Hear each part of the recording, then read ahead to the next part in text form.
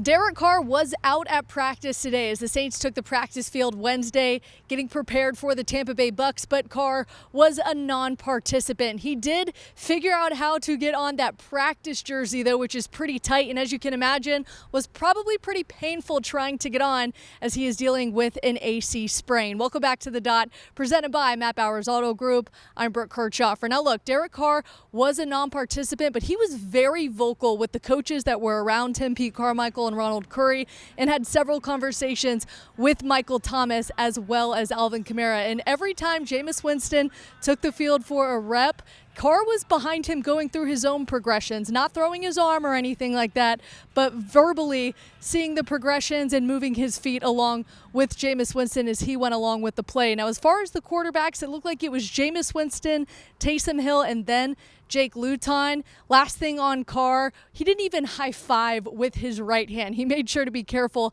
when he greeted his teammates, high-fiving with that left hand. And when we had a chance to talk with him after practice, he said he's not in any pain, which is kind of hard to believe given he does have an AC sprain. We were not able to get the information on what type of grade that is. As you remember, Drew Brees had a grade 1 AC sprain and later played the next week. We will see if Derek Carr will play this weekend, but he did say he doesn't have a lot of pain. And if you do see him play on Sunday, he said it is because he is not in fear of re-injuring it or of injuring or having any pain with that AC joint sprain. Now, Alvin Kamara will be on the field Sunday when the Saints take on the Bucks. We had a chance to talk with him today as he returns after a 3-game suspension, and he talked to us about how painful it was to watch the games at home. I was texting back and forth with Derek when I was gone, talking to Jameis, talking to everybody really, and just it's funny to sit back and watch. Like obviously not being able to affect the game, but watching and seeing like what could be, and just it's easy to sit back and be like, oh well, we should have done this or we should have done that. So I felt myself doing that.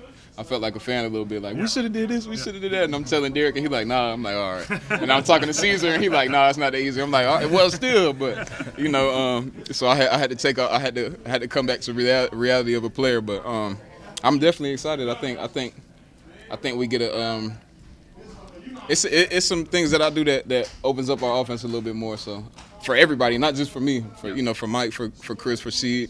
So I'm excited to get back out there. The Saints have struggled to run the football in the first 3 games, currently ranking 21st in the NFL in rushing offense. Kamara believes he can help this team move the ball a little bit better in Week 4 against the Tampa Bay Buccaneers. And Kamara said he has full confidence in Jameis Winston if he is the starter Sunday for the New Orleans Saints. So we will continue breaking down what the absences of Jordan Howden and Paulson Adebo mean for this team tonight on NewOrleans.Football live on YouTube. We'll see you there.